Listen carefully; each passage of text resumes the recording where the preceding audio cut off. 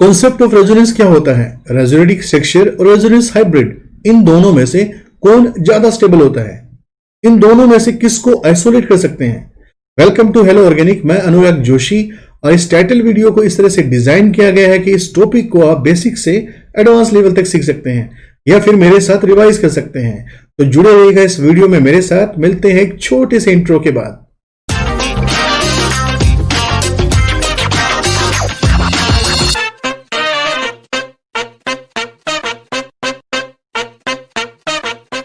इस पूरे कॉन्सेप्ट को हम डिफरेंट एग्जाम्पल की हेल्प से बहुत आसानी से एक्सप्लेन कर सकते हैं। एग्जाम्पल नंबर फर्स्ट, इस एग्जाम्पल में सबसे पहले हम लोग कंसिडर करते हैं नाइट्राइट आयन को। ठीक है, नाइट्राइट आयन के अगर फार्मूले की बात करें तो ये NO2 नेगेटिव इसका फार्मूला होता है। अगर मैं इसकी लुईस स्ट्रक्चर को ड्रॉ करूं तो इस नाइट्राइट आयन में नाइट्रोजन के इस साइड में एक ऑक्सीजन डबल बॉन्ड की हेल्प से जुड़ता है, जबकि इस साइड में एक ऑक्सीजन सिंगल बॉन्ड की हेल्प से जुड़ता है।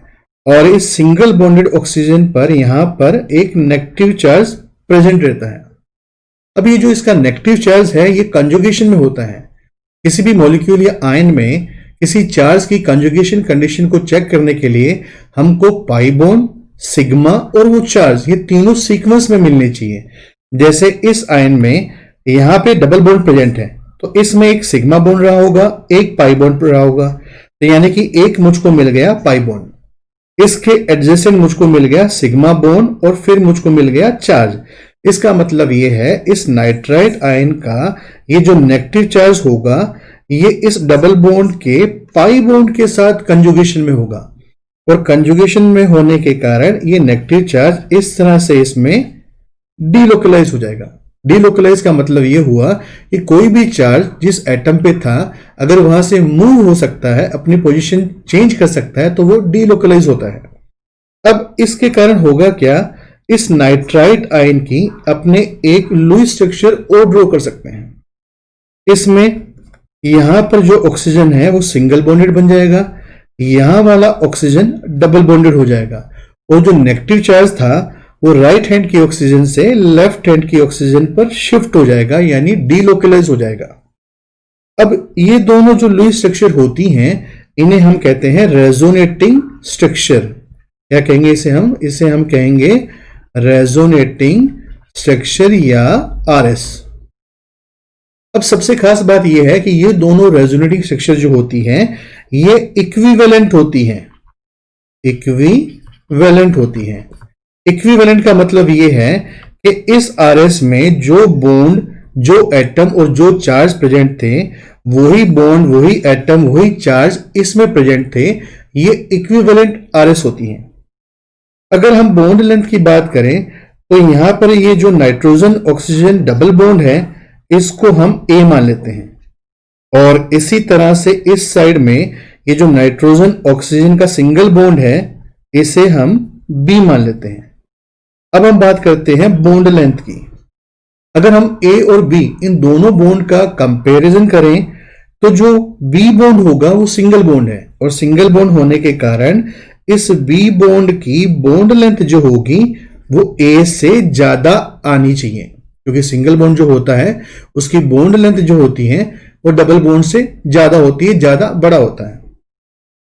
अब एक खास बात ये देखो, जब इस नाइट्राइट आयन की स्ट्रक्चर लेबोरेटरी में सिंथेसाइज करने के बाद जब स्टडी की गई तो उसमें सरप्राइजिंग रिजल्ट मिला। उसमें सरप्राइजिंग रिजल्ट क्या मिला कि नाइट्राइट आयन की ऐसी स्ट्रक्चर कभी भी आइसोलेट ही नहीं हुई।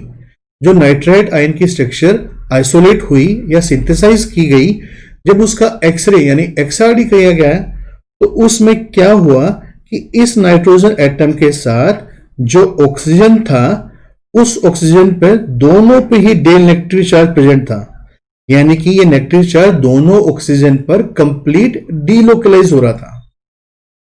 अगर मैं इसमें चार्ज की बात करूं तो मैं इसमें एक रिप्रेजेंटेशन और कर सकता हूं कि ये जो नाइट्रोजन है इसके बीच में ऑक्सीजन के साथ यहां पे पार्शियल बॉन्ड प्रेजेंट है।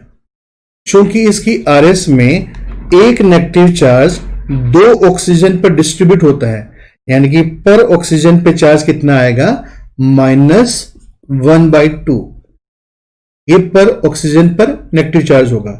तो ये जो स्ट्रक्चर हमने ड्रॉ करी है, चाहे आप ये समझ लीजिए या फिर ये समझ लीजिए, ये दोनों स्ट्रक्चर जो होती हैं इन्हें हम कहते हैं रेजोनेटिंग हाइब्रिड। ठीक है, इसे क्या कह देंगे? रेजोनेटिंग हाइब्रिड या फिर RH। तो पहला सरप्राइजिंग रिजल्ट तो ये था कि जो अभी तक हम इसकी नाइट्राइट आयन के स्ट्रक्चर को मान के चल रहे थे, वैसी स्ट्रक्चर एक्सपेरिमेंटल उसमें शो नहीं हुई। और दूसरा इसमें खास बात ये हुई, अगर बॉन्ड लेंथ की बात करें तो बॉन्ड लेंथ जो है इसमें A और B बॉन्ड की बॉन्ड लेंथ दोनों बराबर आई। अभी सबसे बड़ा सरप्राइजिंग रिजल्ट ये था, क्योंकि अभी तक हमने क्या देखा था कि जो सिंगल बॉन्ड होता है वो डबल बॉन्ड से बड़ा होता है, जबकि यहां पर क्या शो हो रहा है, दोनों बॉन्ड इक्वल लेंथ के हैं। अभी दोनों बॉन्ड इक्वल लेंथ के तभी हो सकते हैं जो इसका रेजोनेंस हाइब्रिड है वो इन दोनों RS का मिक्सचर हो। करेक्ट है, यानी इन दोनों RS का जो हाइब्रिड होगा वो ही ए रेजोनेंस हाइब्रिड होगा।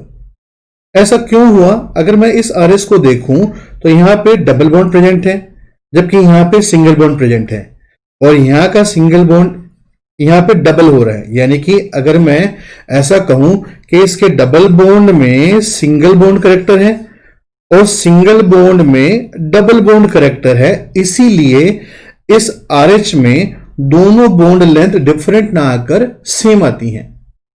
ठीक है, अब हम बात करते हैं ये जो हमारे पास बॉन्ड ऑर्डर है, इसका बॉन्ड ऑर्डर क्या आएगा? अगर बॉन्ड ऑर्डर की बात करें तो बॉन्ड ऑर्डर किस तरह से निकालते हैं? बॉन्ड ऑर्डर निकालते हैं किसी भी मॉलिक्यूल या आयन में जो हमारे पास रेजोनेटिंग स्ट्रक्चर है उसमें कितने बॉन्ड इन्वॉल्व हैं divide by total number of RS। यानी कि अपने यहां पे लिख दिया टोटल नंबर ऑफ बॉन्ड, कौन से? जो RS में इन्वॉल्व है, divide by total number of RS। ठीक है, अगर मैं इसमें बॉन्ड की बात करूं तो इस RS में देखो टोटल 3 बॉन्ड इन्वॉल्व है, एक ये बॉन्ड इन्वॉल्व है और ये 2 बॉन्ड इन्वॉल्व है, यानी इस RS में टोटल 3 बॉन्ड इन्वॉल्व है। तो हमारे पास ये क्या हो जाएगा, जो बॉन्ड ऑर्डर है वो हो जाएगा 3 divide by total number of RS। अब इसकी टोटल RS कितनी थी? एक RS हमने ये बनाई, एक RS हमने ये बनाई, तो यानी इसकी टोटल RS हमने 2 बनाई, तो 3 डिवाइड बाय 2 यानी कि 1.5। करेक्ट है, यानी कि ये जो हमारे पास रेजोनेंस हाइब्रिड में ये जो बॉन्ड था जिसको हमने इस तरह से शो किया है, इसका बॉन्ड ऑर्डर जो है वो 1.5 आया। ठीक है, अब इस पूरे डेटा को हम बॉन्ड लेंथ के साथ कोरिलेट करके देखते हैं। अगर हम बॉन्ड लेंथ की बात करें तो किसी भी मॉलिक्यूल में अगर नाइट्रोजन ऑक्सीजन के बीच में सिंगल बॉन्ड रहता है तो ये 136 पिकोमीटर का होता है। ठीक है, और कहीं भी नाइट्रोजन और ऑक्सीजन के बीच में डबल बॉन्ड होता है तो ये 115 यानी 115 पिकोमीटर का होता है। यहां तक करेक्ट है। अगर एक पिकोमीटर की बात करें तो 1 angstrom is equal to 100 picometre होता है। इसका मतलब यह हुआ कि अगर रेजोनेंस हाइब्रिड में बॉन्ड लेंथ की बात करें तो इसकी बॉन्ड लेंथ जो है बिल्कुल डिफरेंट आई, ये बॉन्ड लेंथ 125 पिकोमीटर आई। तो दूसरा सरप्राइजिंग रिजल्ट ये था कि जो बॉन्ड लेंथ है वो या तो 136 आनी चाहिए थी सिंगल बॉन्ड के लिए और 115 आनी चाहिए थी डबल बॉन्ड के लिए, जबकि रेजोनेंस हाइब्रिड में 2 अलग अलग बॉन्ड लेंथ ना आकर केवल एक टाइप की बॉन्ड लेंथ आती है जो कि 125 पिकोमीटर होती है। यानी कि ये जो बॉन्ड लेंथ है ये इन दोनों के बीच की है। ध्यान रखना, मीन नहीं है, ये जो बॉन्ड लेंथ है इन दोनों के बीच की है। तो यहां तक हमने 2 चीजें समझी कि जो रेजोनेटिंग स्ट्रक्चर हम नाइट्राइट आयन की मान के चल रहे थे ऐसी कभी भी एग्जिस्ट ही नहीं करती। ये जो RS होती हैं ये सारी की सारी इमेजिनरी या हाइपोथेटिकल होती हैं, ये केवल ऑन पेपर ही एग्जिस्ट करती हैं। और मुझे इसकी जरूरत क्यों पड़ी? मुझे इसकी जरूरत इसलिए पड़ी ताकि मैं ये एक्सप्लेन कर सकूं जो मेरी एक्चुअल स्ट्रक्चर रेजोनेंस हाइब्रिड था उसमें बॉन्ड लेंथ किस तरह से बराबर आई या इक्वल आई, इसके लिए मुझको इन दोनों स्ट्रक्चर की जरूरत पड़ी। और मैं इसके बेस पे कह पाया कि इन दोनों स्ट्रक्चर का जो मिक्सचर या हाइब्रिड होगा वो ही रेजोनेंस हाइब्रिड होगा, वो ही इस नाइट्राइट आयन की रियल स्ट्रक्चर होगी जो एक्सपेरिमेंटली एक्सआरडी यानी एक्सरे से प्रूव है। यहां तक करेक्ट है? ओके। एग्जांपल नंबर सेकंड, इस एग्जांपल में हम लोग कंसिडर करते हैं कार्बोनेट आयन को। कार्बोनेट आयन, अगर इसके फार्मूले की बात करें तो इसका फार्मूला CO3-2 होता है। अगर कार्बोनेट आयन की लुईस स्ट्रक्चर को ड्रॉ करें तो इसमें यहां पर इस कार्बन पर एक ऑक्सीजन डबल बॉन्ड O से जुड़ा रहता है, जबकि बाकी दोनों ऑक्सीजन सिंगल बॉन्डेड होते हैं। और जो सिंगल बॉन्डेड O होता है इस पे इंडिविजुअल एक एक नेगेटिव चार्ज प्रेजेंट रहता है। अगेन ये जो नेगेटिव चार्ज होता है ये कंजुगेशन की कंडीशन को फुलफिल करता है। अभी कंजुगेशन की कंडीशन हमने किस तरह से चेक करी थी कि चार्ज के रिस्पेक्ट में सिग्मा बॉन्ड और फिर पाई बॉन्ड मिल जाए तो ये जो नेगेटिव चार्ज होगा इसके पाई बॉन्ड के साथ कंजुगेशन में होगा। इसी तरह से ये जो नेगेटिव चार्ज होगा इसके रिस्पेक्ट में यहां पे सिग्मा बॉन्ड है और यहां पे पाई बॉन्ड है, यानी कि ये नेगेटिव चार्ज भी कंजुगेशन में है और ये नेगेटिव चार्ज भी कंजुगेशन में है। अगर इस नेगेटिव चार्ज को मैं इस तरह से मूव करूं तो मैं इससे एक लुईस स्ट्रक्चर और ड्रॉ कर सकता हूं। अब इस लुईस स्ट्रक्चर में क्या होगा, ये वाला ऑक्सीजन सिंगल बॉन्ड बन जाएगा, इस पे आ जाएगा नेगेटिव चार्ज और ये जो ऑक्सीजन है as it is carry forward हो गया। जबकि इफेक्ट किस पे आया, इस ऑक्सीजन के बीच में यहां पे कार्बन के साथ डबल बॉन्ड बन गया। तो ये मैंने इसकी दूसरी लुईस स्ट्रक्चर ड्रॉ कर ली। चूंकि ये नेगेटिव चार्ज भी कंजुगेशन में है तो ये नेगेटिव चार्ज इस पाई बॉन्ड के साथ इस तरह से डीलोकलाइज हो सकता है, यानी कि इससे मैं एक लुईस स्ट्रक्चर और ड्रॉ कर सकता हूं। उसमें क्या होगा, यहां वाला बॉन्ड तो एज इट इज रहेगा, ये वाला बॉन्ड सिंगल बन जाएगा, जबकि ये वाला बॉन्ड डबल बन जाएगा और नेगेटिव चार्ज इस ऑक्सीजन पे आ जाएगा। यानी कि इस कार्बोनेट आयन से मैं टोटल 3 रेजोनेटिंग स्ट्रक्चर ड्रॉ कर सकता हूं। अब एक चीज ये देखो, ये रेजोनेटिंग स्ट्रक्चर में सभी चीज यानी इस रेजोनेटिंग स्ट्रक्चर में जो भी आपके पास एटम या बॉन्ड या चार्ज प्रेजेंट है वो सब कुछ इसमें भी प्रेजेंट है। जैसे इसमें एक डबल बॉन्ड और 2 नेगेटिव चार्ज है तो इसमें भी एक डबल बॉन्ड 2 नेगेटिव चार्ज है, ये तीनों में ही पाया गया। यानी कि ये जो रेजोनेटिंग स्ट्रक्चर होगी इसको हम क्या कह देंगे, ये कहलाएंगी इक्विवेलेंट। ठीक है, अब हम बात करते हैं बॉन्ड लेंथ की।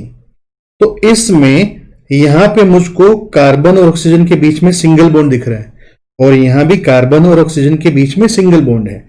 तो इसको मैं मान लेता हूं A, इसको मैं मान लेता हूं B। और यहां पे कार्बन और ऑक्सीजन के बीच में डबल बॉन्ड है, इसको मैं मान लेता हूं C। अगर बॉन्ड लेंथ की बात करें, चूंकि सिंगल बॉन्ड डबल बॉन्ड से बड़ा होता है तो इसमें A और B की बॉन्ड लेंथ क्या आनी चाहिए, ये दोनों बॉन्ड इक्वल आने चाहिए क्योंकि दोनों ही सिंगल हैं और दोनों ही बॉन्ड इक्वल होंगे और साथ में बड़े होंगे C बॉन्ड से क्योंकि C जो है वो डबल बॉन्ड है। यहां तक करेक्ट है। अगेन इस स्ट्रक्चर को जब आइसोलेट करके इसका एक्सआरडी किया गया तो बड़े सरप्राइजिंग रिजल्ट मिले कि जो कार्बोनेट आयन की स्ट्रक्चर थी वो इन तीनों में से कुछ भी नहीं थी और उसकी बॉन्ड लेंथ जो थी वो इस पैटर्न को फॉलो ही नहीं कर रही थी। तो सबसे पहले हम बात करते हैं जो कार्बोनेट आयन की स्ट्रक्चर आइसोलेट करके उसकी स्टडी की गई वो कैसी थी। अगर इस स्ट्रक्चर को ड्रॉ करें तो इसमें होगा क्या, इन तीनों ऑक्सीजन पर जो नेगेटिव चार्ज होगा वो डीलोकलाइज होगा। अगर मैं हर ऑक्सीजन पे चार्ज की बात करूं, चूंकि मेरे पास इस RS में 2 नेगेटिव चार्ज हैं और ये दोनों नेगेटिव चार्ज इन तीनों ऑक्सीजन पर डीलोकलाइज होते हैं, यानी कि पर ऑक्सीजन पे -2/3 का मेरे पास चार्ज हुआ। करेक्ट है। और ये जो स्ट्रक्चर मैंने बनाई है ये इसकी कहलाती है रेजोनेटिंग हाइब्रिड, जो कि रियल स्ट्रक्चर होती है। और इसमें बॉन्ड लेंथ का पैटर्न क्या मिला, इसमें बॉन्ड लेंथ का पैटर्न मिला कि तीनों बॉन्ड ए, बी और सी, ये तीनों बॉन्ड जो है वो सेम बॉन्ड लेंथ के हैं।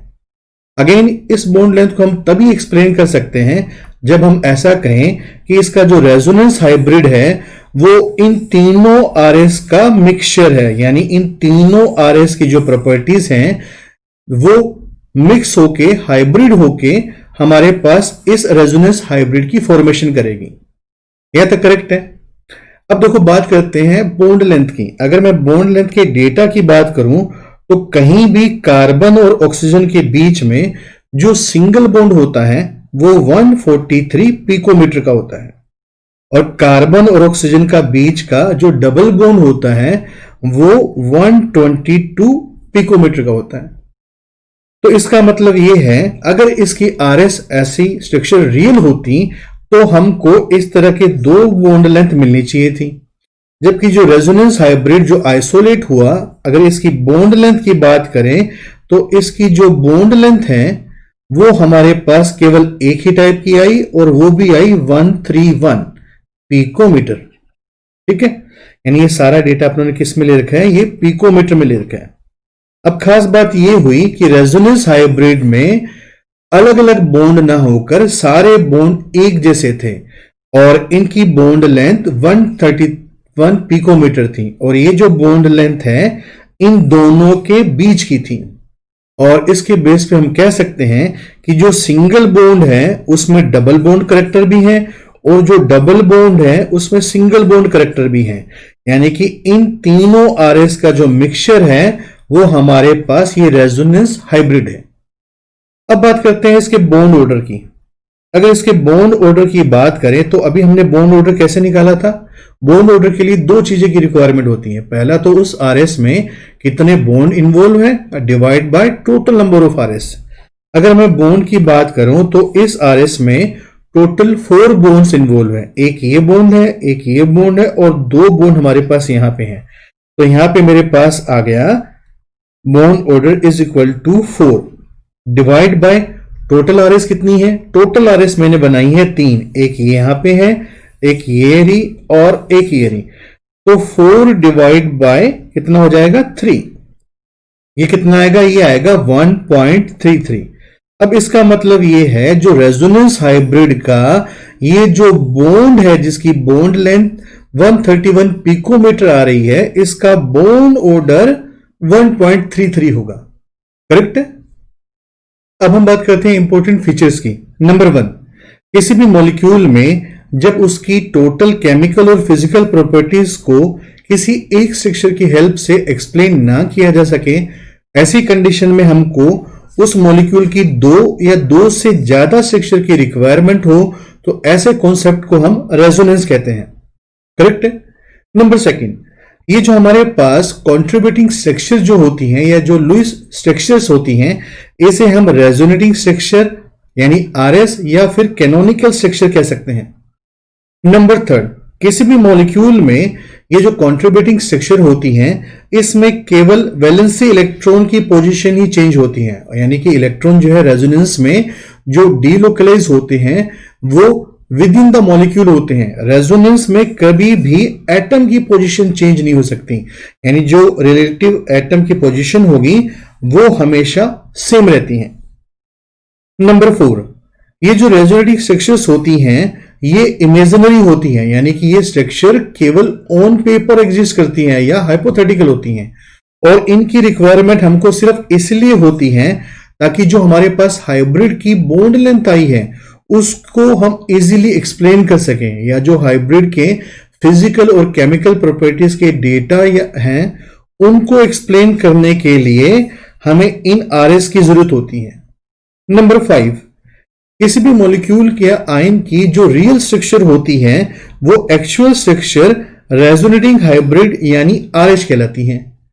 नंबर 6, चूंकि आरएस जो होती है वो इमेजिनरी या हाइपोथेटिकल है, यानी कि वो ऑन पेपर एग्जिस्ट होती है, इसलिए किसी भी मॉलिक्यूल या आयन की आरएस को किसी भी कंडीशन में, किसी भी लेबोरेटरी में, किसी भी टेक्निक से हम आइसोलेट नहीं कर सकते। जबकि जो आरएच होता है यानी रेजोनेटिंग हाइब्रिड जो होता है ये रियल होता है, इसी कारण से किसी भी मॉलिक्यूल या आयन का रेजोनेंस हाइब्रिड इजीली आइसोलेट किया जा सकता है। नंबर 7, ये जो रेजोनेंस हाइब्रिड होता है ये हमेशा रेजोनेटिंग स्ट्रक्चर से ज्यादा स्टेबल होता है।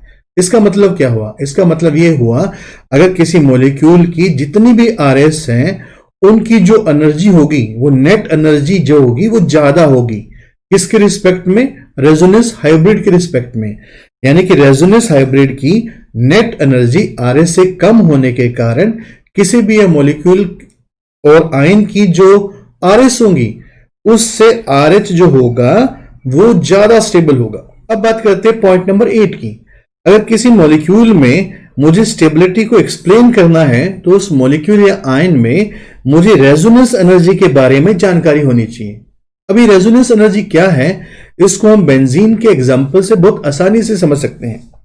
बेंजीन यानी C6H6 जब रिसर्च प्रिमिटिव कंडीशन में थी तो ऐसा माना गया होगा कि बेंजीन में इस तरह का कुछ स्ट्रक्चर रही होगी कि इसमें 3 बॉन्ड छोटे रहे होंगे और 3 बॉन्ड बड़े रहे होंगे।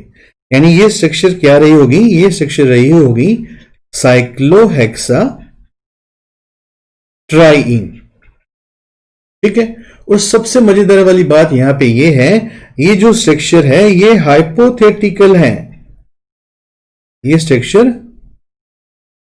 हाइपोथेटिकल है यानी ये स्ट्रक्चर कहीं भी एग्जिस्ट नहीं करती।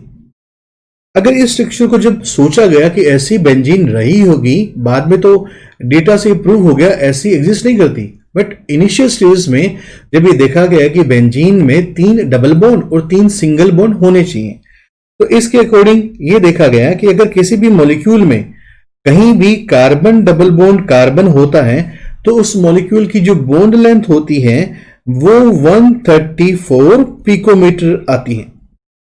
और कहीं भी कार्बन कार्बन के बीच में सिंगल बॉन्ड होता है ये बॉन्ड लेंथ आती है 154 पिकोमीटर। यानी इसमें 3 तरह के बॉन्ड कार्बन कार्बन सिंगल होने चाहिए और 3 तरह के कार्बन कार्बन डबल बॉन्ड होने चाहिए। जब ये जो C6H6 था इसका एक्सरे किया गया या इसके बॉन्ड का एनालिसिस किया गया तब बड़ा सरप्राइजिंग रिजल्ट मिला। पहला रिजल्ट तो ये मिला कि इसके सभी डबल और single bond different bond length के ना होकर सेम बॉन्ड लेंथ के थे। तो कुछ इस तरह की स्ट्रक्चर इन्होंने एज्यूम करी जिसमें इस बेंजीन के सभी सिंगल और double bond same bond length के थे। अगर मैं इस स्ट्रक्चर को कंसिडर करूं, अब इसमें एक प्रॉब्लम और आ गई। ये प्रॉब्लम क्या आई? यहां पे मुझे इस बॉन्ड को मैंने मान लिया A, जो कि मुझे कार्बन कार्बन डबल बॉन्ड दिख रहा है। इसी तरह से मैंने इस बॉन्ड को मान लिया B, जो कि कार्बन कार्बन के बीच का सिंगल बॉन्ड है। बट इससे मैं एक स्ट्रक्चर और ड्रॉ कर सकता हूं क्योंकि इसमें पाई बॉन्ड कंजुगेशन में है। अब ये बॉन्ड जो है कुछ इस तरह से रोटेट करके इसकी एक स्ट्रक्चर और बना सकते हैं। अब इसमें देखो प्रॉब्लम क्या जनरेट हुई। अगर आप इसको ए बॉन्ड बोल रहे हो जो कि डबल बॉन्ड है, इस स्ट्रक्चर में ए बॉन्ड सिंगल बन जा रहा है और इस स्ट्रक्चर में बी बॉन्ड जो है सिंगल है, इसमें बी बॉन्ड डबल बॉन्ड हो रहा है। इसका मतलब ये है कि जो हमारे पास ये जो डबल बॉन्ड है इसमें सिंगल बॉन्ड कैरेक्टर भी है और जो सिंगल बॉन्ड है उसमें डबल बॉन्ड कैरेक्टर भी है। और जब इसका एक्सरे करा गया तब ये पाया गया कि जो बेंजीन की स्ट्रक्चर है वो इन दोनों में से ही कोई नहीं होती। ठीक है। बेसिकली ये दोनों स्ट्रक्चर क्या है? ये दोनों स्ट्रक्चर हमारे पास है रेजोनेटिंग स्ट्रक्चर। ये दोनों क्या है? ये दोनों है रेजोनेटिंग स्ट्रक्चर यानी आरएस। और जब इसमें एक्सरे लिया गया तो कुछ इस तरह की स्ट्रक्चर मिली जिसमें ये पाई बॉन्ड जो है ये इस रिंग के अंदर सर्कुलेट कर रहा है, डीलोकलाइज हो रहा है। अब ये डीलोकलाइज क्यों हो रहा है? कहीं भी हमको pi bond, sigma bond, then pi bond मिले यानी पाई सिग्मा पाई, तो उस मॉलिक्यूल में कंजुगेशन प्रेजेंट होता है। ठीक है। यानी इस बेंजीन के मॉलिक्यूल में कंजुगेशन प्रेजेंट है और इस कंजुगेशन के कारण ही डबल बॉन्ड इसमें माइग्रेट करता है, डीलोकलाइज होता है। तो इसको मैं इस तरह से दिखा सकता हूं कि ये जो पाई बॉन्ड है वो रिंग में क्लॉकवाइज या एंटी क्लॉकवाइज किसी एक डायरेक्शन में इस तरह से घूम रहा है। या मैं इस तरह भी बता सकता हूं कि इस बेंजीन में अपने क्या करें, इस तरह से गोला लगा दें। अब ये जो स्ट्रक्चर मैंने ड्रॉ करी है ये इसकी कहलाती है रेजोनेटिंग हाइब्रिड। क्या कहलाती है? ये कहलाती है रेजोनेटिंग हाइब्रिड, जिसे हम कह सकते हैं RH। अब RH का जब बॉन्ड लेंथ देखी गई तो इसमें सरप्राइजिंग रिजल्ट ये मिला कि इसकी जो बॉन्ड लेंथ है ये बॉन्ड लेंथ 139 पिकोमीटर आई। अब गौर से ये देखना कि यहां पे carbon double bond carbon 134 picometre आना चाहिए था, carbon single bond carbon 154 picometre आना चाहिए था। इसमें जो बॉन्ड लेंथ आई वो केवल एक टाइप की आई, यानी इसमें बॉन्ड लेंथ 139 पिकोमीटर आई।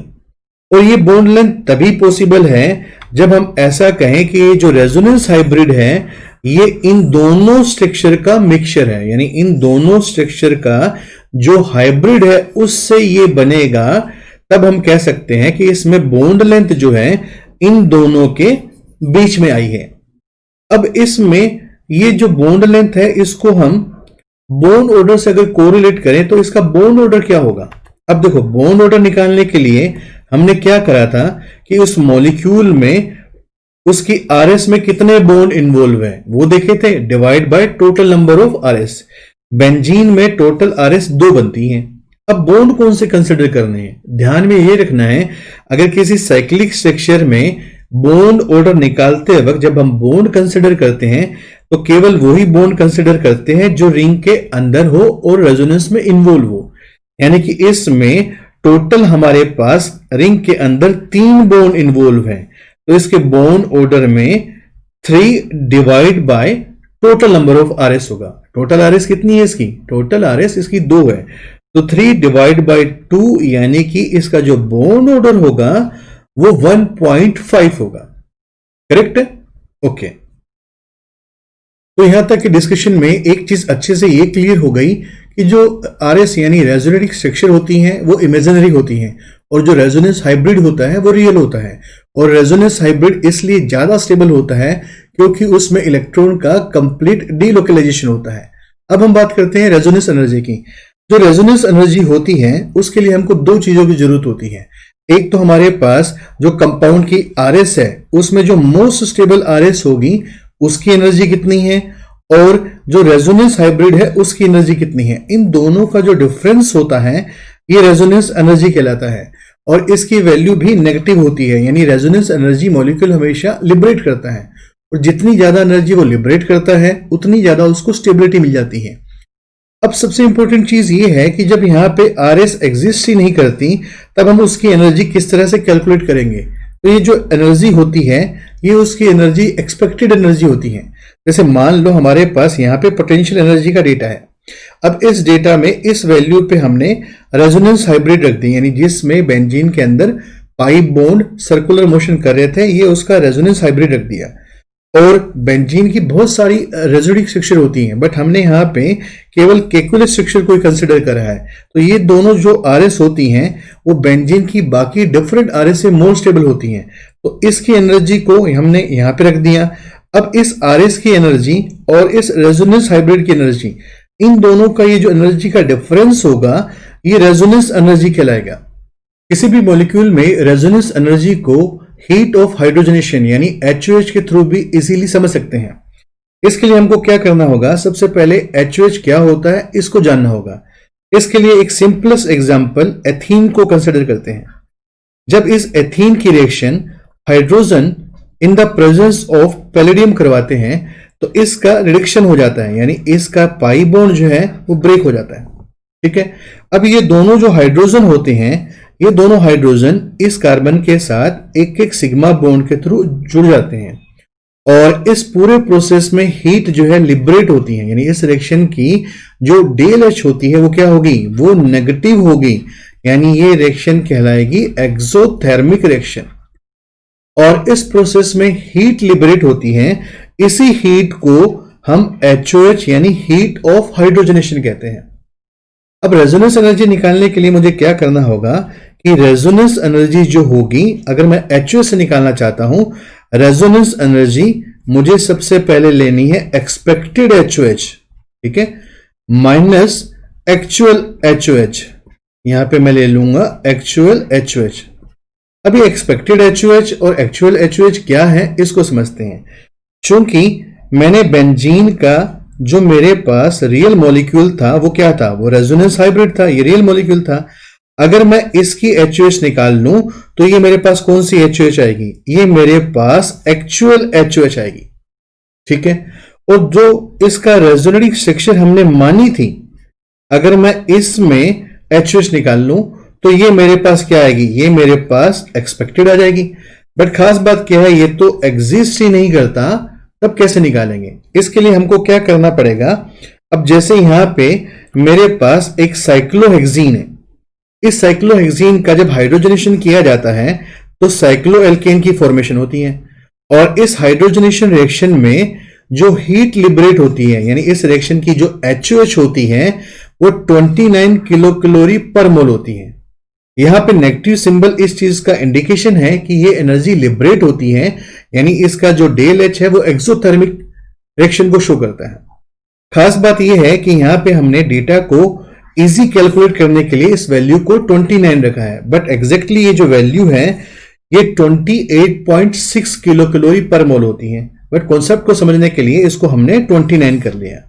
अब सोचो, जब साइक्लोहेक्सीन जो एग्जिस्ट करता है इसके हाइड्रोजनेशन में इतनी हीट लिबरेट होती है। अब सपोज मेरे पास ये हाइपोथेटिकल मॉलिक्यूल जो था साइक्लोहेक्सा 135 ट्राइन, या इसे सिर्फ कह दूं साइक्लोहेक्सा ट्राइन था, इसमें टोटल बॉन्ड कितने रिड्यूस हो रहे हैं, इसमें टोटल 3 बॉन्ड रिड्यूस हो रहे हैं। हालांकि एग्जिस्ट नहीं करता, बट मैं कैलकुलेशन तो कर सकता हूं कि अगर एक बॉन्ड के रिड्यूस होने में इतनी एनर्जी लिबरेट होती है तो 3 बॉन्ड के रिड्यूस होने में 29 इंटू 3 हो जाएगी, यानी ये हमारे पास 87 किलो कैलोरी पर मोल एनर्जी लिबरेट होगी। इसका मतलब क्या है, इसका मतलब ये है अगर ये मॉलिक्यूल एग्जिस्ट करता, ठीक है, ये मॉलिक्यूल क्या है, हाइपोथेटिकल है, सपोज ये मॉलिक्यूल एग्जिस्ट करता और इसका रिडक्शन करते तो इतनी हीट लिबरेट होनी चाहिए थी, ये हमारे पास इसकी एक्सपेक्टेड वैल्यू आ गई।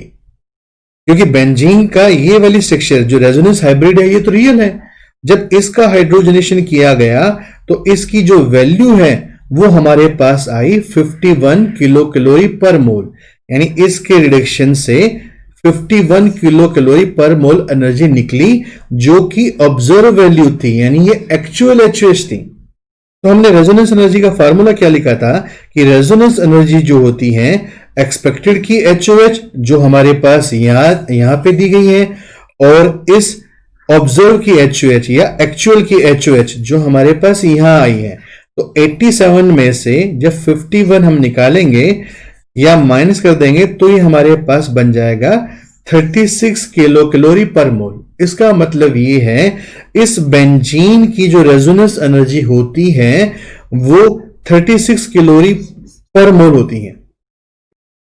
इस पूरे कॉन्सेप्ट को हम इस तरह से भी रिप्रेजेंट कर सकते हैं। यहां पे हमारे पास 3 रिएक्शन A, B और C दी गई हैं। अगर मेरे पास साइक्लोहेक्सीन है या फिर बेंजीन का रेजोनेंस हाइब्रिड जो लिया गया है या फिर साइक्लोहेक्साट्राइन जो हाइपोथेटिकल मॉलिक्यूल है, इन तीनों में से कोई भी आप मॉलिक्यूल ले लो, आफ्टर रिडक्शन उससे साइक्लोहेक्सेन की फॉर्मेशन होती है। अगर साइक्लोहेक्सीन का रिडक्शन होता है तो इससे 29 किलो कैलोरी पर मोल एनर्जी लिबरेट होती है, और जब बेंजीन जो इसका रेजोनेंस हाइब्रिड है इसका रिडक्शन करें तो इससे 51 किलो कैलोरी पर मोल एनर्जी रिलीज होती है।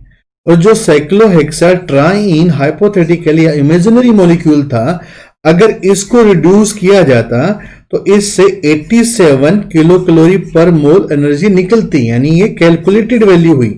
तो इन दोनों का जो डिफरेंस होगा, यानी इस वैल्यू और इस वैल्यू का जो डिफरेंस होगा, ये रेजोनेंस एनर्जी कहलाएगा। तो गाइज, आई होप इस वीडियो लेक्चर के थ्रू आपने बहुत अच्छे से सीखा होगा कॉन्सेप्ट ऑफ रेजोनेंस क्या होता है। तो अगर आपको ये वीडियो पसंद आता है तो प्लीज मेरे चैनल को सब्सक्राइब करिए और इस वीडियो को ज्यादा से ज्यादा शेयर करिए। तो मिलते हैं अगले वीडियो लेक्चर में। Till then take care, bye bye.